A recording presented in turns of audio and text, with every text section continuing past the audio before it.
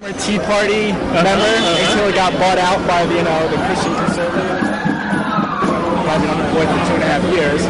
I have 2 master's degrees, not doing good. $60,000 in student loans.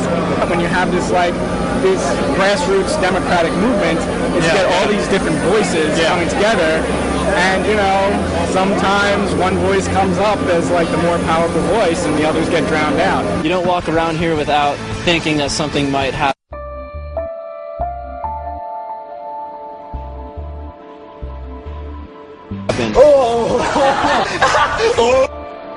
I can hear everyone right now. Alright, well, so if you know so much and all these jackass members are in this crowd, well, what about Steve-O? A white female human, a young white female human jawbone has been found on the strip where Natalee Holloway last stayed, the hotel strip there on the Aruban beaches. Straight out to Gene Casares, joining us from the field, legal correspondent in session. Gene, what do we know?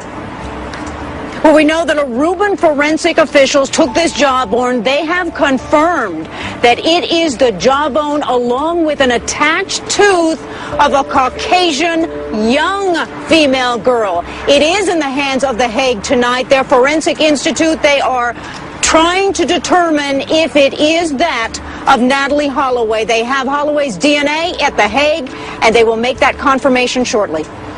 And, Jane, isn't it correct that this is found on the beach, the hotel strip, where Natalee last stayed, which is consistent with everything we have known all along? That's right, and what you're saying is that all the statements of Joran Vandersloot saying that her body was taken out to the ocean, out to the water, dumped in the swamp, could be corroborated by this physical evidence. Well, surprise, surprise. It washed back to shore, Joran Vandersloot. Bet you didn't count on that happening. God, is she not the most annoying person on this planet? Whew. Well, anyway, let's see who this Vandersloot really is. Take a listen to Joran Vandersloot confessing to Natalee's death. How do you know she's dead, Joran? I just know. How did you see it? Did you feel her pulse? Did it go in one time? I just touched her and there wasn't anything anymore. It was over. Did you try to resuscitate her? I tried everything. I even lifted her up. Well, they have like Ren and Stimpy doing the voiceovers. I mean, that's just absurd. Well, anyway, Vandersloot is none other than Steve-O.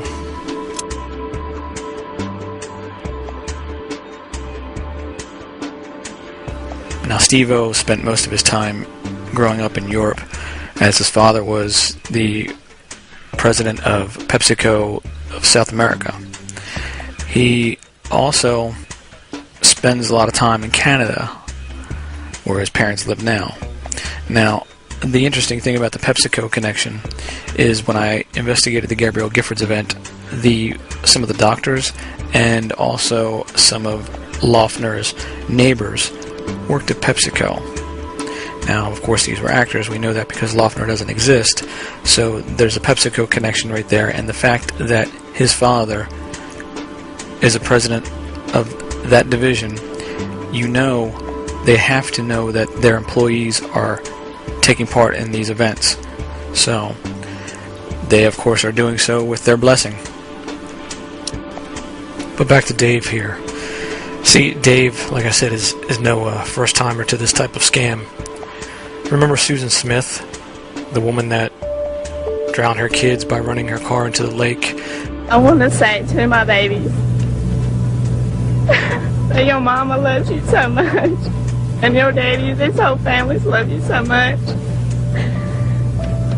And you guys have got to be strong. Hey, I mean, they've got people everywhere looking for them. I mean, you know, you can hear the helicopters are there, and but they haven't seen anything, and it's crazy. And it's been since 9 o'clock last night, you know, and I really thought that when it got daylight, they would find them just in a heartbeat. But all I'm doing is just praying and just.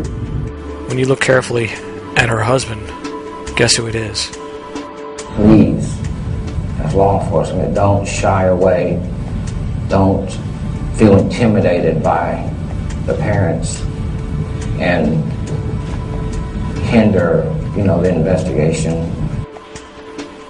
Yeah, it's Dave. And don't forget who the lawyer was for this case. You got it. The same one that's the lawyer for the fictitious Loeffner, and the same one for the Unabomber,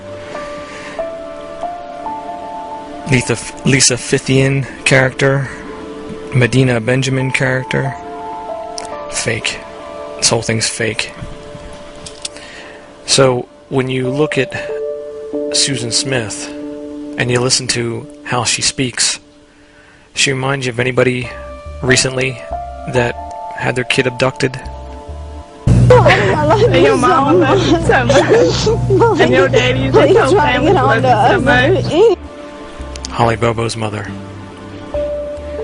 And look, Holly Bobo's father. Our daughter was taken from us yesterday morning about 8 o'clock from my house. Of course, it's Dave again. But now, Dave is wearing some makeup and he looks pretty good as his disguise. But here's the thing. They all have Facebook accounts that are accounts that are being created to support a fictitious person that they are acting as. And then they'll have another account that is a cover that in case somebody is onto them, it'll track back to this additional person. Just as we saw with the Giffords event, and we saw it with many of the individuals in that, we could track back to a second Facebook account. And then from there, it would be a dead end. But fortunately, I found the link to the Pima County Sheriff's. So when you see his fictitious friend or his fictitious name, and then you see who that person is friends with, it makes another connection. Because that connection is the Stephanie girl from the Occupied events with Topless. She got Topless, and she also was the pepper sprayed one. She also was in the G20 crowd. Her brother is also the Fort Hood shooter. Her other brother is the other one that played in the Nevada organic farm raid. So you see the connections that these people have. This isn't a look-alike situation here. We're talking about individuals that are repeating over and over again with the same group of friends in different costumes and outfits and makeup, posing as different people in different productions that are totally unrelated to one another, but the individuals are related. And even though she went through all that trouble to hide her identity, I managed to track her down, and we'll find out who she really is in a moment. So again, this is not and has never been a case of lookalikes. These people all have very close ties. So let's go back to the original source of some of these actors. As we see, they are connected to Johnny Knoxville and the Jackass crews. We see that they were picked up by Bravo, the network Bravo, and you see a lot of the new shows that Johnny is being part of, and of course we see him as his new show as Zoe's assistant, Brad the stylist. So I went back and I looked at some of the individuals that I was uncovering and found another startling link between the characters on these shows and of course people that are on Occupied and acting as political activists.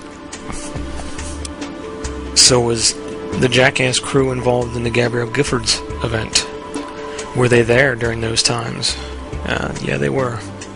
Came across this photograph that I had that I didn't recognize who these people were at the time, but looking back on it, of course now I know because I've investigated them, and you'll be surprised who's in the background that links them all together. Here we have Johnny himself. This is his current wife. This is his daughter, who you might recognize later on. This is Spike Jonze, one of the original directors of Jackass. And in the background, the most important figure on here, Michael Greenberg, aka Dallas Green. So while we have Johnny up here, I want to talk about a few of his latest productions so we can expose them while we're at it. As I briefly mentioned, he just recently got his own show on the Bravo Network as Brad the Stylist, Zoe's ex-stylist, but you of course know that's Johnny Knoxville, so that's pretty funny. Also on the Bravo Network we have the Real Housewives of Beverly Hills, of New York, etc., playing roles in the current events like the Occupy movement. But you're going to be surprised at how high of a profile this individual is playing in another role. This of course is Ramona from the Housewives of New York. But we also see Ramona taking part in the Occupy movement in full disguise. Now another part that Ramona plays that you might not be so aware of is the mother of Casey Anthony, Cindy Anthony. Now if you're a fan of that show, you might realize that Ramona doesn't have pierced ears. So you'll notice on the mother of Anthony they use a prosthetic which is common to reshape the lobe. It's a little piece that attaches to the bottom of the lobe, and they can then have pierced earrings. They can do that with the top of the ear too, but they didn't do it on this one. They just did the bottom lobe. So we see her playing a high-profile role that, of course, when you put them side by side, you can tell it's obviously her, but you wouldn't put two and two together when they're just up on the screen separately. Even if the shows were back to back, you wouldn't even think about it. So when I started matching up these individuals to multiple roles in like the same network or the same group of individuals being used over and over again, of course I went then back to the Housewives and picked out a few more that I think will shock you a little bit. If we look at the Millionaire Matchmaker, the character that plays Debbie Stanger, and we look at Kyle from the Real Housewives of Beverly Hills, they are in fact the same individual. And the best way you can actually really see it is when they're walking away from the camera with their backs towards the camera. You can really see that it's absolutely her. She just wears different makeup, different hairstyle, puts on a little bit of the accent, wears thick makeup on the Millionaire Matchmaker. So you'll be able to see that it's absolutely her.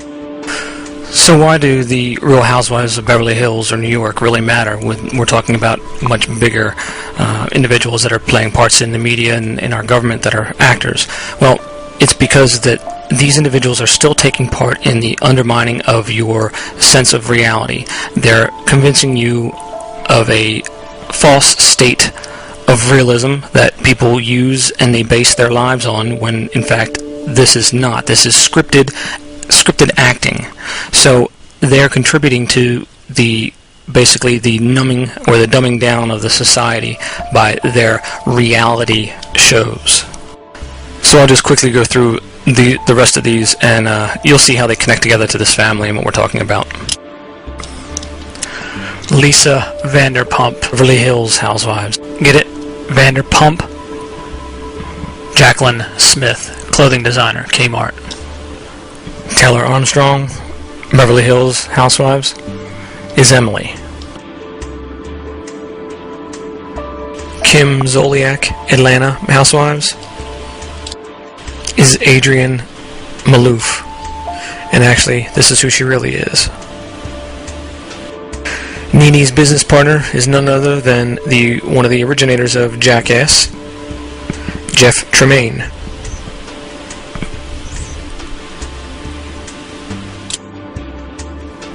Then, of course, looking at Camille Grammer, who we know is a fictitious person all in general, and the fact that Kelsey is fictitious as well, as you will see in a moment. We see by their supposed son and daughter, who the daughter is, of course, Emily's daughter, Ricky, and the son is Dave England's son, Chiron. Now, another individual that's from the Beverly Hills Wives is the new character that is now Kyle's sister's boyfriend. This individual, he is actually played a role in a 9/11 event, along with some of the Greenberg family members in the same special.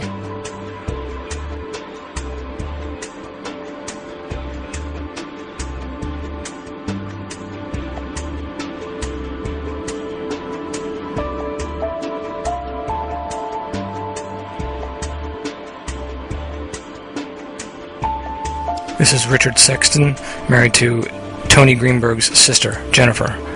That's Emily in his lap. Emily's sister is Samantha Sexton, the character that played the Christina Taylor Green in the Giffords event.